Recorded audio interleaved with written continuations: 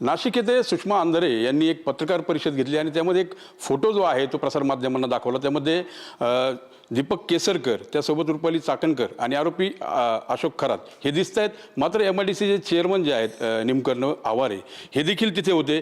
ते निवेदन घेऊन दीपक केसरकरच्या शेजारी उभे असले त्या फोटोमध्ये दिसते। स्वतः आपल्याबरोबर चेअरमन साहेब आहेत।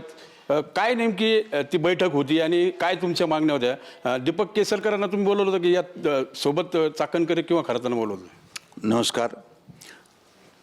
आमची सिन्नर तालुका औद्योगिक सहकारी वसाहत मर्यादित सिन्नर ही सहकारी तत्वावरील औद्योगिक वसाहत आहे आणि ही संस्था महाराष्ट्रामधील 142 औद्योगिक वसाहतीपैकी प्रथम क्रमांकाची एक औद्योगिक विकासाचा आणि रोजगार निर्मिती करणारी एक संस्था आहे। ही संस्था 1982 साली स्थापन झाली। तेव्हापासून ही संस्था आमची सिन्नर शिर्डी रोडवर असल्याने ह्या रस्त्याने जाणारे सर्व राज्याचे मंत्री महोदय जात असताना आम्ही त्यांना सदिच्छा भेट द्यावी संस्थेस यासाठी आम्ही विनंती करत असतो आणि त्यापैकी बहुसंख्य मंत्री महोदय आमच्या विनंतीला मान देऊन आमच्या संस्थेला ते सदिच्छा भेट देत असतात।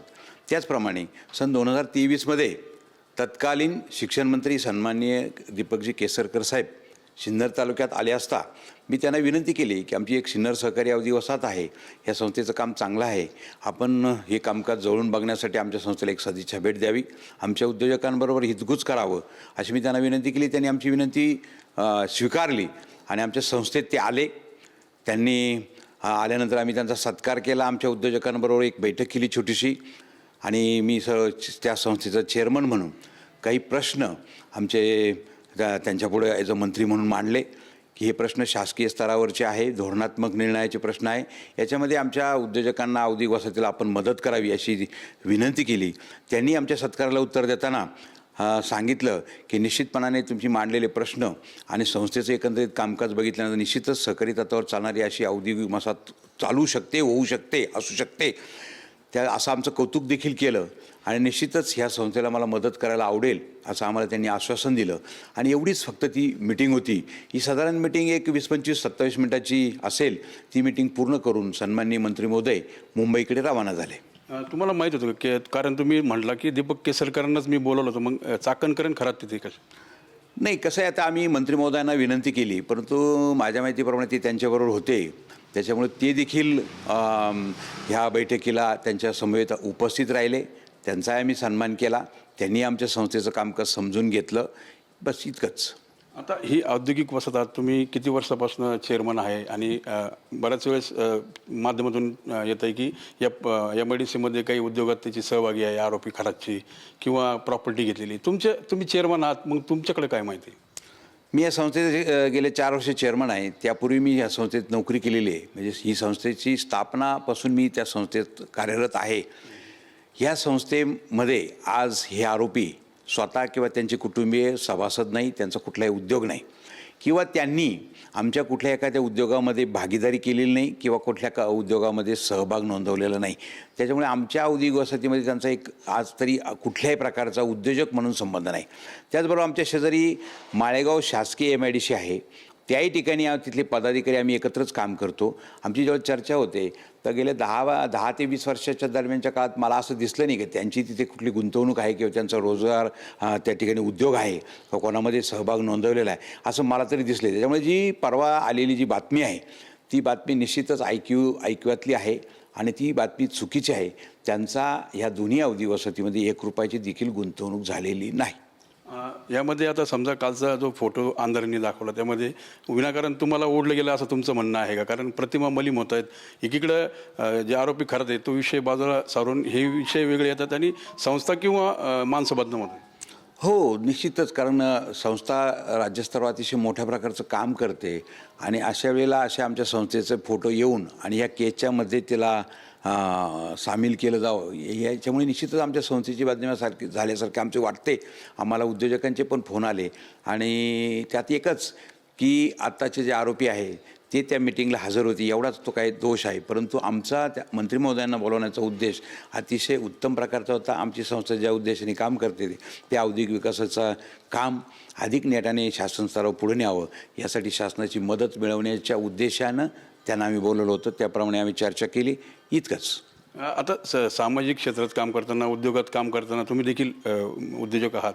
अशा पद्धतीने समजा एखादा आता सहकारी वसतीचा विषय आला किंवा आता शालेय शिक्षण मंत्री MIDCत काय करतात, मग तुम्ही म्हणतात की ते कॅबिनेटमध्ये ते विषय ठेवल्यास. असं आहे ते, हे शेवटी आपल्या महाराष्ट्र राज्याचे एक मंत्री महोदय होते. शेवटी मंत्री महोदयांच्या कडे ह्या अशा आपल्या छोट्या छोट्या संस्थांच्या सर्व माहिती असाव्यात. त्यांनी संस्थांना, त्यासाठीच आपण त्यांना बोलवतो, आपल्या संस्थेची माहिती आपण त्यांना देतो आणि निश्चितपणाने आपले ते प्रश्न सोडवण्यासाठी त्यांची मदत मिळावी, हा फक्त त्याच्यातला उद्देश असतो. ते जरी शिक्षण मंत्री असले, परंतु मंत्रिमंडळाची जेव्हा मिटिंग होते, हे सर्वच मंत्री महोदय एकत्र बसलेले असतात, त्याच्यावर चर्चा होऊन निर्णय केला जातो. तर अशा वेळेला आपले प्रश्न जर त्यांच्यापुढं असले तर निश्चितपणाने त्या मंत्रिमंडळाच्या मिटिंगवर चर्चा चालते, त्याच्यात त्यांना निश्चितच चर्चा करायला स्कोप मिळतो आणि हा त्याच्या पाठीमागचा उद्देश आहे आणि तो त्याप्रमाणेच आम्ही त्यांना बोलवलं होतं, इतकंच. आपली जेव्हा चर्चा सुरू होती त्यावेळेस तुम्ही म्हणाले एक बाह्य रूप असतं, एक आंतररूप असतं. हे तुम्ही किती शॉकिंग आहात आरोपी खराचा विषय समोर आला? हां, म्हणजे निश्चितपणाने ती 8 दिवसापूर्वी जेव्हा ही सर्व न्यूज आली त्यावेळेला आम्हाला सर्वांना निश्चितपणे शॉक बसला. कारण हे रूप आम्हाला माहीतच नव्हतं. या सर्व याच्यामध्ये आम्हाला इकडचं बाकीचं दुसरं जे रूप आहे तेच माहीत होतं, एक रेग्युलर व्यक्ती म्हणून, आणि त्याच्यामुळे आम्हाला निश्चित त्या दिवशी खूप शॉक बसला. काय वाटतं आता म्हणजे हे सुरू आहे, यासाठी चौकशी सुरू आहे, यासाठी त्याचं काम करते. या आरोपीला आता म्हणजे आता 11 गुन्हे दाखल झालेत. मग काय वाटतं एक सामान्य नागरिक जो विचार करतो तो? नाही, ते एकंदरीत 8 दिवसाहून बघतोय, निश्चितच हे कृत्य सर्व गुन्हास्पद आहे, अतिशय निश्चित शिक्षेस पात्र असं आहे आणि ते तपास करून त्याच्यावर त्यांना ज्या शिक्षा झाली पाहिजे ह्याच मताचा मी पण आहे. बाकी या केस आता त्याचा तपास चालू आहे, त्याच्यावर जास्त बोलणं आपलं संयुक्तिक होणार नाही. ह्या राजकीय स्पर्धेंमुळे म्हणजे आता एकमेकावर राजकीय स्पर्धेतून टिप्पणी होते, पण त्यामध्ये तुमच्यासारखे सामाजिक क्षेत्रात, उद्योग क्षेत्रात काम करणाऱ्या लोकांची प्रतिमा मलिन होते. काय आव्हान आहे तुमचं आमच्या माध्यमाने? नाही, ह्या निमित्ताने मी एवढंच सांगेल की प्रिंट मीडिया आणि डिजिटल मीडियाने बातम्या जरूर द्याव्या, परंतु त्या एखादी संस्था असेल किंवा एखादा व्यक्ती असेल, त्या व्यक्तीवर किंवा संस्थेवर बातमी टाकताना तिची शहानिशा केली गेल्या पाहिजेत. पूर्णपणे जर खरंच सत्य असेल, खरंच चुकीचं काम झालेलं असेल किंवा ती व्यक्ती चुकीची वागलेली असेल तर निश्चितपणाने त्याला प्रसिद्धी द्यावी. पण जर खरंच ती संस्था त्याच्यात दोषी नसेल किंवा व्यक्ती दोषी नसेल आणि फक्त ऐकिवात कोणीतरी सांगतोय, आता काय या ठिकाणी राजकीय व्यक्तीसुद्धा त्याच्यात बदलेच्या भावनेने ती काही चुकीची माहिती देण्याची शक्यता असते.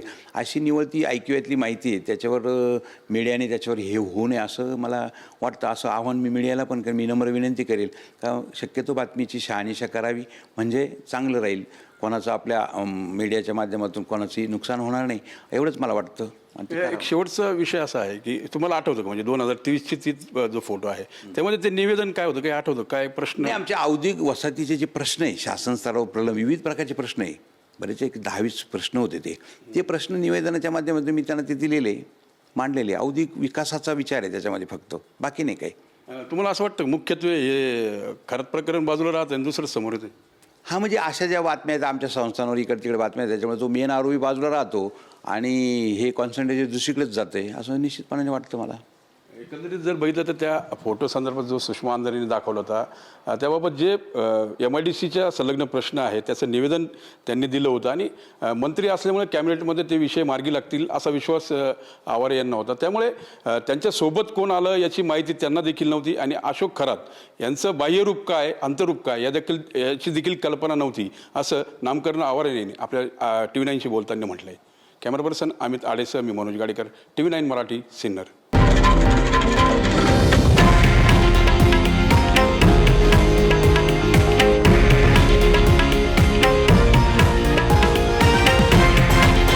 हे आहे देशातील नंबर 1 न्यूज नेटवर्क आणि आपण पाहत आहात TV9 मराठी, एकमेव.